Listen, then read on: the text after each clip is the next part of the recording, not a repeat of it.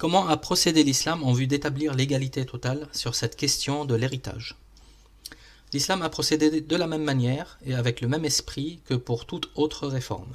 D'abord, édicter dans le Coran les principes et les valeurs immuables d'égalité entre les hommes et les femmes, donc une finalité et un idéal à atteindre qui est de leur conférer les mêmes droits en termes d'héritage. Tenir compte de la situation, c'est-à-dire du contexte dans toutes ses dimensions. À l'époque, avant la révélation des versets du Coran, la femme n'avait tout simplement pas droit à l'héritage. Elle était complètement prise en charge économiquement par l'homme. Les femmes faisaient même partie des biens que les hommes s'appropriaient à la mort de leurs proches. Avec la révélation islamique, les femmes ont eu d'emblée droit à l'héritage. Droit, faut-il le rappeler, aucun texte révélé antérieur n'avait évoqué. Démarrer la réforme en réalisant les progrès immédiats possibles et réalistes sans générer de résistance paralysante, en donnant les premiers droits en termes d'héritage dans un équilibre sophistiqué, tenant compte du fait que la femme était complètement prise en charge économiquement par l'homme. Une prise en charge obligatoire.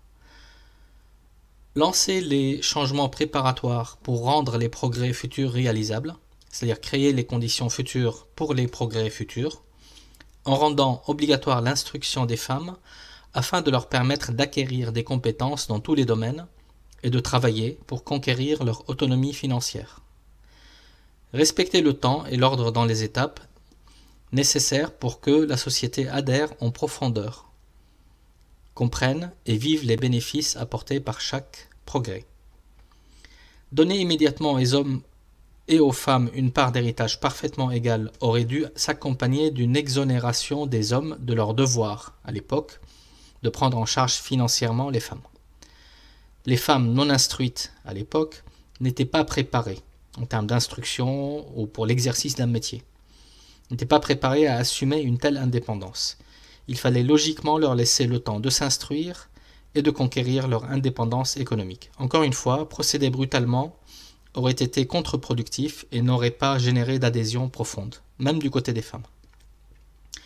Inciter enfin les humains à poursuivre vers l'idéal à atteindre, dans le respect de la finalité des principes et valeurs immuables d'égalité, et en s'inspirant de la pédagogie progressive, c'est-à-dire au bon rythme, qui garantit la durabilité des progrès.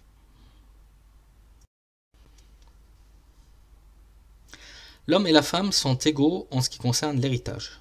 La prise en compte du contexte n'est pas moins importante pour tous les versets relatifs aux questions d'héritage. Ils sont très nombreux et fort précis dans leur énoncé.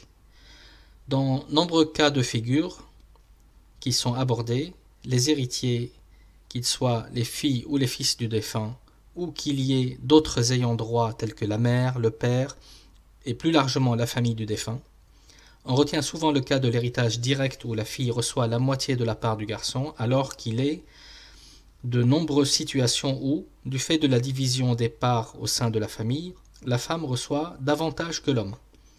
La répartition de l'héritage est liée à une conception très spécifique de la famille et des rôles respectifs, où l'homme a le devoir de subvenir aux besoins de sa famille, tandis que la femme a le droit d'être prise en charge.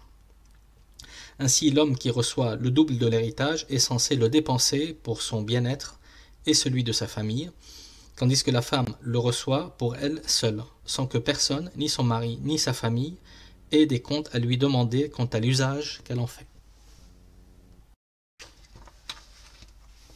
En théorie, la répartition est donc compréhensible et équilibrée. Mais qu'en est-il lorsqu'en pratique, les femmes ne sont pas prises en charge par leur famille, que les hommes divorcent et parfois les délaissent avec, en sus, des enfants à charge?